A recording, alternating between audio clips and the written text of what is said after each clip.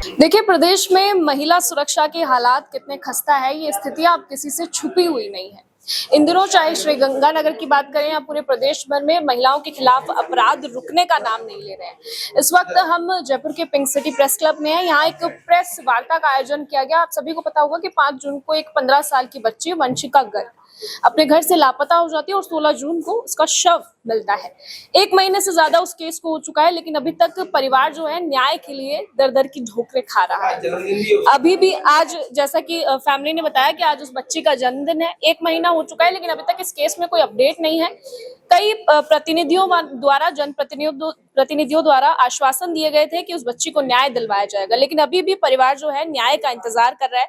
वंशिका की मम्मी हमारे साथ है, उनके पापा हमारे साथ है, उनसे जानने की कोशिश करेंगे कि केस अब क्या रुख ले रहा है।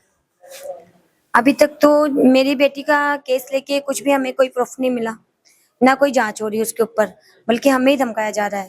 इसलिए मैं मीडिया वालों को बोल रही हूँ कि इसमें मेरी बेटी के लिए सीबीआई जांच करवाई जाए और जिस फ्लैट में मेरी बेटी का मर्डर हुआ है उस फ्लैट में हमें परिजनों को ले जाके वहाँ पे बताया जाए कि क्या हुआ है क्या नहीं हुआ, उसके बारे में हमें कुछ नहीं पता। अब तक जो पोस्टमार्टम रिपोर्ट्स आई होंगी या क्या कुछ कहा गया है पुलिस के द्वारा और प्रशासन के द्वारा कि क्या इसके बारे में बताता हूँ। जो भी पोस्टमार्टम रिपोर्ट है, एफएसएल रिपोर्ट जो भी है, सबको गुमराह करा गया है। क्लियर रिपोर्टें अभी तक भी नहीं आई है और न बनवाई गई है, क्योंकि इनके ऊपर भयंकर प्रेशर बना हुआ है और इसमें प्रेशर बनाने के लिए आईएएस अधिकारी वगैरह, इंदिरा मीणा वगैरह सब शामिल हैं। इसलिए इनके ऊपर भयंकर प्रशासन पे प्रेशर बना हुआ है। इसलिए मेरी तो एक ही मांग है कि सीबीआई जांच जब तक नहीं होगी, मुख्यमंत्री हमारा संज्ञान नहीं लेगा, जब तक हम 2 दिन का टाइम दे रहे हैं मुख्यमंत्री को और प्रशासन को। अगर 2 दिन में हमारा कोई काम नहीं हुआ तो 2 दिन बाद हम बीजेपी कार्यालय पे या सीएम उसके यहाँ पे धरना देंगे और अस्थियां भी जब भी विसर्जित करेंगे हमारी बेटी की। जो तो आज हमारी बेटी का जन्मदिन है, उसके बावजूद हम कुछ नहीं कर पा रहे और अस्थियों को विसर्जित उसके बाद ही करेंगे जब हमारी बेटी को न्याय मिलेगा। और मार्केट में ये अफवाह फैलाई गई हुई है कि हमने पैसा लेके समझौता कर लिया। हमने 1 फूटी कोड़ी भी हमने किसी से नहीं ली, न गवर्नमेंट से लिए न समाज से लिए। झूठी अफवाह फैलाई है समाज और आशीष जिस बात इंदिरा मीणा का नाम अभी आपकी तरफ से। इंदिरा मीणा को लेकर मैं कुछ नहीं कहूंगा, क्योंकि बिना सबूत के मैं तो कुछ नहीं कहूंगा। मैं जो बात कहना चाहता हूँ, 2-3 बातें हैं, प्रमुखता से कहता हूँ। 1 महीना हो गया प्रशासन को। 1 महीने में प्रशासन ने क्या रिपोर्ट पेश की है या क्या प्रगति की जांच पे कोई मीडिया में कहीं हो, अखबार में हो, न्यूज में हो या किसी को पता हो तो बताए। कुछ भी नहीं है। हम 5 बार 6 बार हेमंत शर्मा जी के यहाँ जाके आ चुके हैं, खाली हाथ लौट के आ जाते हैं। अभी उन्होंने 3-4 दिन पहले ये कहा कि एफएसएल रिपोर्ट आ गई, ठीक है, और फिर उन्होंने हमको बुलाया था और गए भी थे, फिर उन्होंने हमें दिखाई नहीं है एफएसएल रिपोर्ट। एक चीज ये, इसलिए हम तो खाली एक तो सीबीआई जांच की मांग करते हैं। दूसरा, हम ये चाहते हैं कि मुख्यमंत्री जी जिनका नाम लेकर धरना उठवाया गया था, संज्ञान दिया गया, क्या गोपाल सैनी जी ने संज्ञान दिया? अगर दिया तो उसका कोई आदेश हो, क्योंकि मुख्यमंत्री को लीगली दिया जाता है, कोई जबानी तो देगा नहीं। तो उन्होंने अगर लेटर कुछ दिया है मुख्यमंत्री को, वो लेटर गोपाल सैनी जी हमको दिखाए। वादा आश्वासन था, तहसीलदार खुद लिख के ले गया। तहसीलदार जी खुद लिख के ले गए हैं, उसकी कॉपी हमारे पास है, आपको दिखा सकते हैं। ठीक है। इसके अलावा उन्होंने कहा, दैनिक भास्कर के अंदर क्लियर छपा था कि सब आर्थिक समझौते पर माने, तो हमें ये दिखाएं कि हमें आर्थिक समझौता कहाँ मिला, यानी परिवार को कहाँ मिला। 50 लाख का आर्थिक समझौता उसमें दैनिक भास्कर में आया है, बिना तो किसी बात को उसका हमें एक वो तो बताएं कि हमें 50 लाख कहाँ से मिले, हमें भी तो प्रूफ करवाए ना।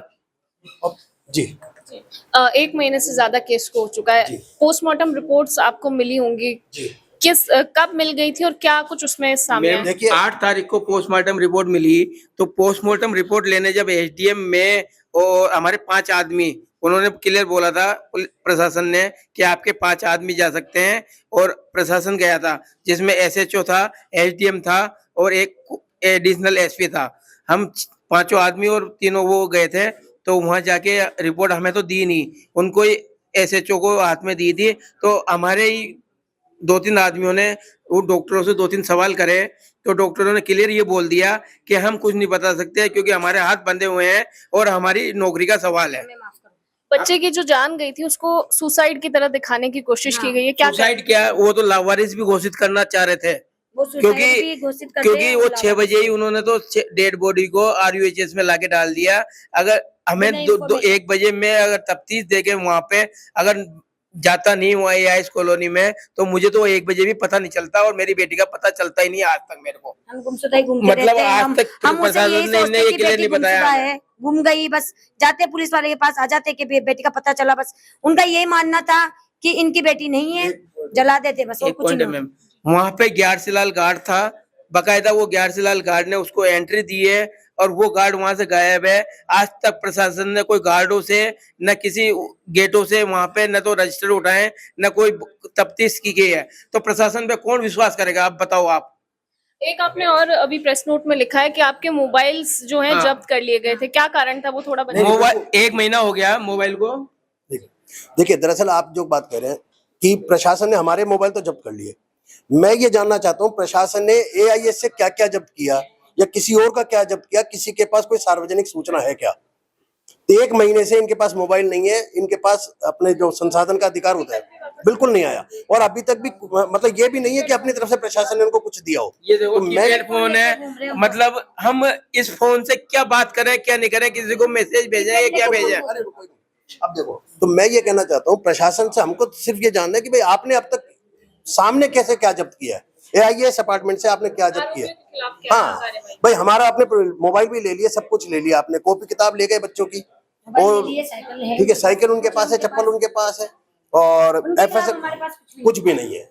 बस हम आरोपी के खिलाफ हमारे पास कुछ भी नहीं है, कुछ इन्फॉर्मेशन नहीं है, उनको पकड़ा है या उनकी कॉल डिटेल निकलवाई है या कुछ उनके ऊपर कार्रवाई की है, हमारे पास उनके खिलाफ कुछ भी नहीं है। सब कुछ हमारे हमसे लेके गए, हमसे पूछताछ करिए, इसलिए हमें CBI रिपोर्ट चाहिए। क्योंकि मैम हमने नामदर्ज रिपोर्ट दर्ज कराई है योगेंद्र मीणा के खिलाफ, तो नामदर्ज रिपोर्ट में तो अरेस्ट करा जा सकता है, और वो भी नाबालिग बच्ची के लिए है। अच्छा, से वो बालिग हो या नाबालिग हो, अगर वो नाबालिग है तो उसकी 10th की मार्कशीट के आधार पे वो हमें क्लियर दिखाएं कि ये नाबालिग है लड़का, वो लड़का जो तो बालिग है। लगातार प्रेशर की बात आपकी तरफ से की जा रही है कि बचाने की कोशिश की जा रही है आरोपी, किस बिना पर कहा था? देखिए इसलिए कह रहे हैं क्योंकि 1 महीना हो गया और 1 महीने में प्रशासन की तरफ से ऐसी कोई चीज सामने नहीं आई है, ना मीडिया के सामने है ना आमजन के, जिसके अंदर प्रशासन ये साबित कर सके कि साहब हमने ये कार्रवाई कर ली। कुछ भी अगर प्रशासन का आपके सामने हो तो आप बता दीजिए। मैं इसलिए क्लियर कहना चाहता हूँ कि दबिश इंदिरा मीणा की और IAS ऑफिसरों की हो रही है। ये किस बेसिस पर या किस आधार पर कहा था? ये इस आधार पे कह रहे हैं, योगेंद्र मीणा ने क्लियर मेरे से बोला था, तब मैंने उसको दबाया था जब मेरी बेटी को उसने कॉल करा था कि मैंने कहा था उससे मेरी बेटी को दोबारा कॉल मत करना तू या कुछ भी मत करना, तो उसने कहा था तुम मेरा बैकग्राउंड नहीं जानते हो, मेरा बैकग्राउंड नहीं जानते हो। मैंने क्या है तेरा बैकग्राउंड, क्योंकि इंदिरा मीणा मेरी नानी है, ये क्लियर मेरे से बोला हुआ। कॉल पे उसने स्पष्ट बोला था कि इंदिरा मीणा मेरी नानी है, और आप है ना वंशिका को कॉल करने के लिए मना नहीं करोगे, ये चीज उसने लड़के ने मुझे और मेरे पति को कहा था। अब प्रशासन से क्या आपकी मांग है? और कुछ जनप्रतिनिधियों द्वारा आपको आश्वासन भी दिए गए थे कि मुख्यमंत्री से मिलवाएंगे और इस केस को थोड़ा और ज्यादा न्याय देने की। आज तक न तो किसी ने मुख्यमंत्री से मिलवाया, न प्रशासन ने कोई कार्रवाई करी है। अब मेरी तो दो ही डिमांड है, एक तो CBI जांच हो, और दूसरी बात अगर ये नहीं हुई तो मैं 2 दिन का टाइम दे रहा हूँ प्रशासन को और यहाँ के भजनलाल शर्मा को भी, कि अगर 2 दिन में ये इन्होंने कुछ भी सुनवाई मेरी नहीं करी तो 2 दिन के बाद मैं धरने पे बैठूंगा, चाहे से मेरी मौत ही हो जाए और अस्थियां भी विसर्जित उसके बाद ही करूंगा। जो तो आज मेरी बेटी का जन्मदिन है, उल्लास से मनाना चाहिए, पर वो उस बेटी को आज मैं न्याय दिलाने के लिए यहाँ रो रहा हूँ। देखिए, जैसा कि आपने सुना और देखा, वंशिका के माता पिता जो आज उनके बच्चे का जन्मदिन है, वही बच्चे जो कि 5 जून को लापता होती है, 6 जून का उसका शव मिलता है और अभी तक इस केस पर कोई अपडेट नहीं है, कोई न्याय की बात नहीं की गई है कि क्या उस बच्चे के साथ हुआ था और ऐसा क्या उस दिन का घटनाक्रम था जिसके चलते एक मासूम 15 साल के बच्चे की जान चली गई। मेरे सहयोगी संजय के साथ मैं सुशीला सोनी, जयपुर से।